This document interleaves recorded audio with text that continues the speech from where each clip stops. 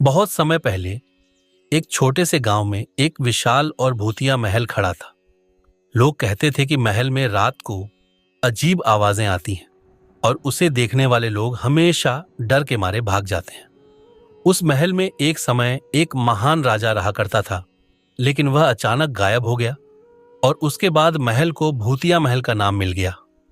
राजा का नाम था विजयपाल और वह एक बहुत ही उदार और शक्तिशाली राजा था। लेकिन उसके बारे में एक अजीब बात थी। राजमहल के हर कमरे में एक पुराने घड़ी की आवाज सुनाई देती थी जो कभी नहीं रुकती थी। कुछ साल पहले राजा के गायब होने के बाद महल के आसपास के लोग डर से महल की ओर जाने से कतराते थे।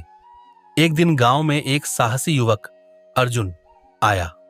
अर्जुन को कहानियां सुनने का बहुत शौक था और उसने महल के रहस्य को जानने का निश्चय किया। वह महल की ओर बढ़ा। उसके दिल में एक अजीब उत्सुकता और डर था। महल के बाहर आते ही उसकी आंखें चौंधिया गईं। महल का दरवाजा खुद ब खुद खुल गया, जैसे किसी ने उसे बुलाया हो। अर्जुन ने धीरे धीरे कदम बढ़ाए और अंदर दाखिल हो गया। महल की दीवारें पुराने चित्रों से सजी थीं, लेकिन अजीब था कि हर चित्र में राजा विजयपाल की आंखें किसी जीवित इंसान की तरह चमक रही थीं। अर्जुन को अंदर जाने पर घड़ी की आवाज सुनाई दी। वह आवाज एक कमरे से आ रही थी जो महल के अंत में था। जैसे ही वह कमरे के पास पहुंचा, उसने देखा कि कमरे का दरवाजा अपने आप खुल गया।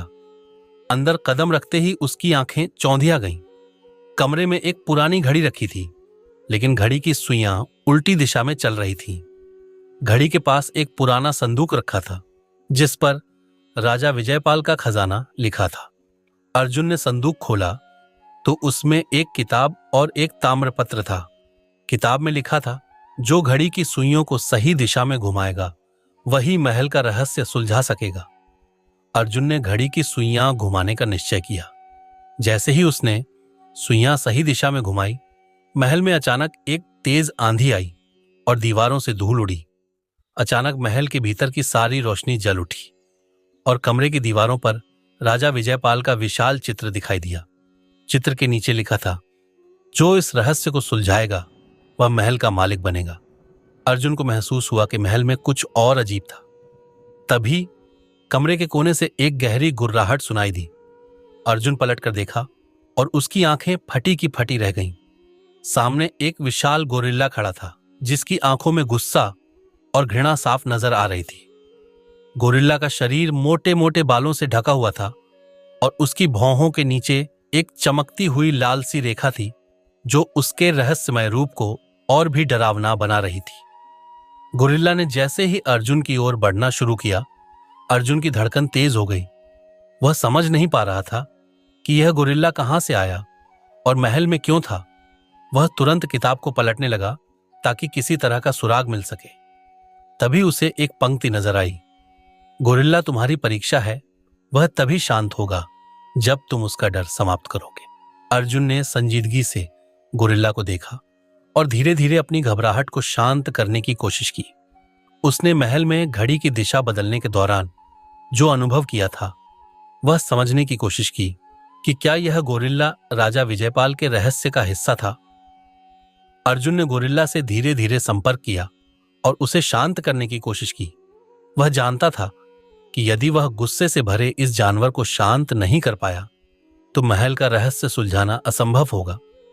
अर्जुन ने अपने मन की शांति को बनाए रखते हुए गोरिल्ला को समझाया और धीरे धीरे उसकी आंखों में गुस्से की जगह असमंजस ने ले लिया। गोरिल्ला की हलचल रुक गई और वह धीरे धीरे अर्जुन से दूर हट गया। अर्जुन ने महसूस किया कि गोरिल्ला महल का असली रक्षक था।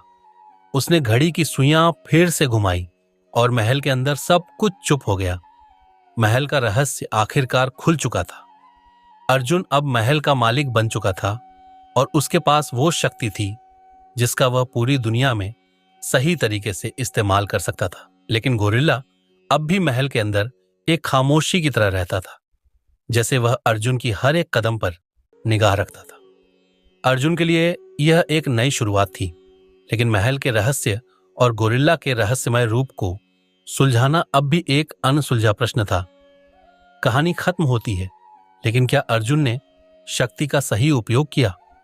और क्या गोरिल्ला अब भी महल का रक्षक बना रहा? यह सवाल अनसुलझा है और महल का रहस्य हमेशा के लिए एक रहस्य बना रहेगा। यदि आप इसका अगला पार्ट देखना चाहते हैं, एक बार कमेंट जरूर करें।